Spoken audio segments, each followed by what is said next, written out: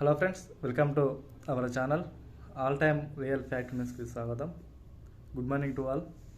ఎవరైతే మన ఛానల్ని ఫస్ట్ టైం చూస్తున్నారో ప్రతి ఒక్కరు మన ఛానల్ సబ్స్క్రైబ్ చేసుకోండి, బెల్ అనే గంటను ఆన్లో పెట్టుకోండి. వీడియో నచ్చినట్లయితే లైక్ చేయండి, వీలైనంత త్వరగా వీడియోని అందరూ కూడా షేర్ చేయండి. తెలంగాణ రాష్ట్రానికి సంబంధించి, ఆంధ్రప్రదేశ్ రాష్ట్రానికి సంబంధించి ప్రభుత్వ పథకాల గురించి కానీ, అదేవిధంగా ప్రభుత్వం ఇంప్లిమెంట్ చేసే ప్రతి ఒక్క స్కీమ్స్ గురించి కానీ, డైలీ న్యూస్ అప్డేట్ కానీ ఎప్పటికప్పుడు వీడియోస్ అనేది మీకు అందించడం అయితే జరుగుతుంది.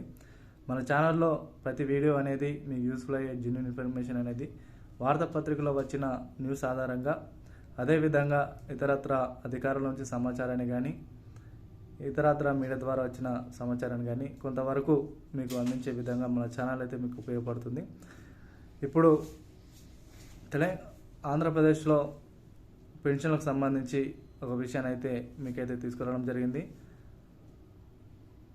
నోటీసులతో సంబంధం లేకుండా కొత్త పెన్షన్ అనేటివి విడుదల చేయాలని కూడా అధికారులకు సీఎం నారా చంద్రబాబు నాయుడు గారు అయితే అధికారులకు అయితే ఆదేశాలు అయితే జారీ చేయడం జరిగింది.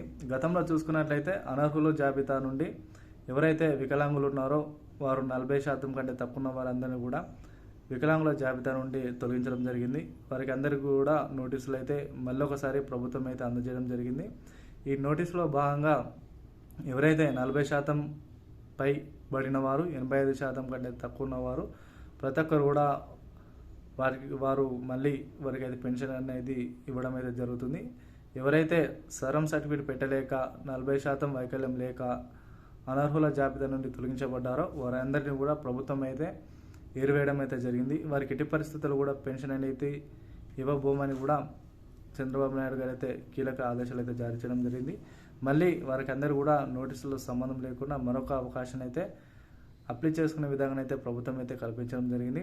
ఎవరైతే పెన్షన్ కోసం అప్లై చేసుకోవాలనుకుంటున్నారో వారందరూ కూడా మీరు మీ సదరం సర్టిఫికేట్ ఏదైతుందో ఆ సదరం సర్టిఫికేట్ అన్నీ కూడా మీరు మీ దగ్గర ఉన్న ఎంపీడీ ఆఫీస్ కానీ, మీ సేవా కేంద్రాల్లో కానీ మీరు మళ్ళీ అప్లికేషన్ పెట్టే విధంగా అయితే ప్రభుత్వం అయితే ఆలోచన చేస్తూ ఉన్నది.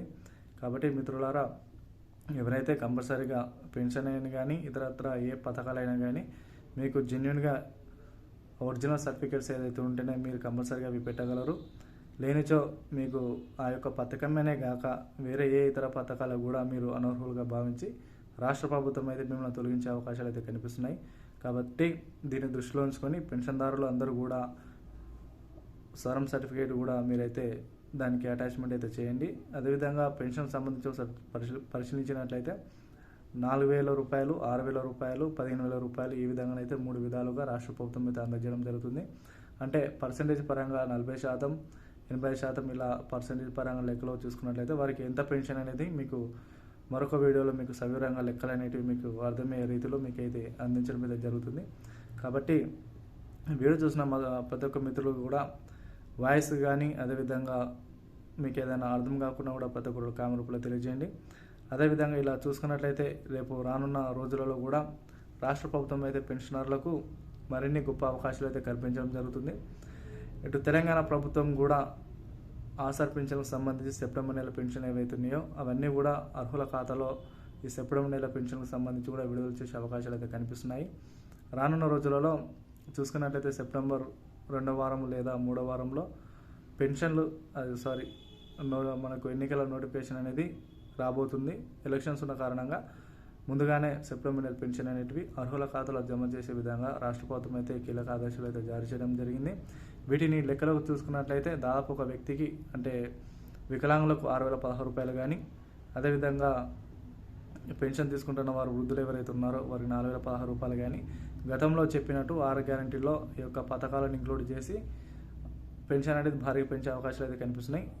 వీటితో పాటుగా మహిళలకు సంబంధించి తెలంగాణలో పెద్ద ఎత్తుగా జరుపుకునే బతుకమ్మ పండుగ కానుకగా మహిళలకు కూడా చీరలు పంపిణీ చేసే విధంగా అయితే ప్రభుత్వం అయితే ఆలోచన చేస్తూ ఉన్నది.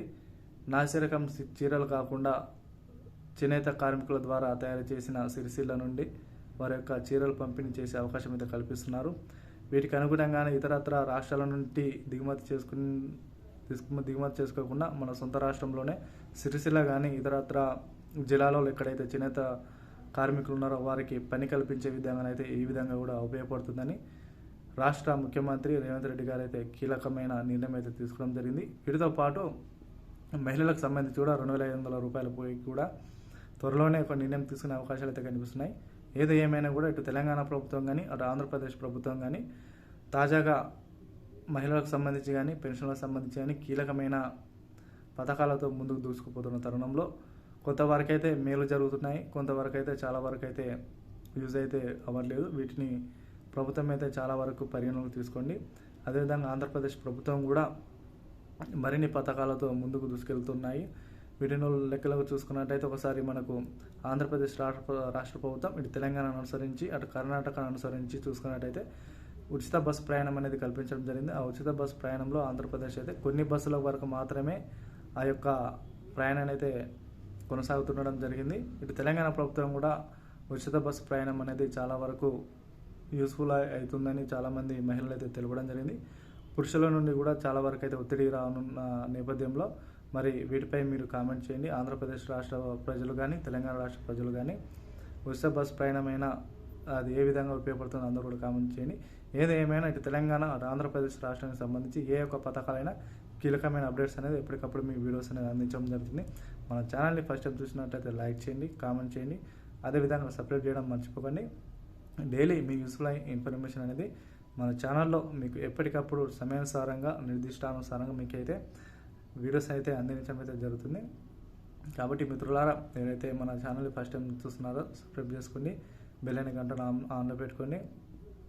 అదేవిధంగా పెన్షన్కి సంబంధించి ఎవరికైనా డౌట్స్ ఉన్నా కూడా అదేవిధంగా ఏ విధంగా దరఖాస్తు చేసుకోవాలో కొత్తవారు ఇవన్నీ కూడా మీరు ఏమైనా కూడా కామెంట్ రూపంలో తెలియజేస్తే మరొక వీడియోలో మీకు అందరికీ కూడా వివరంగా అందించడం అయితే జరుగుతుంది. మరిన్ని వీడియోస్ కోసం మన ఛానల్లో సబ్స్క్రైబ్ చేసుకొని మరిన్ని వీడియోస్ కోసం మన ఛానల్ మళ్ళీ వీడియోలో కలుద్దాం. Thank you to all.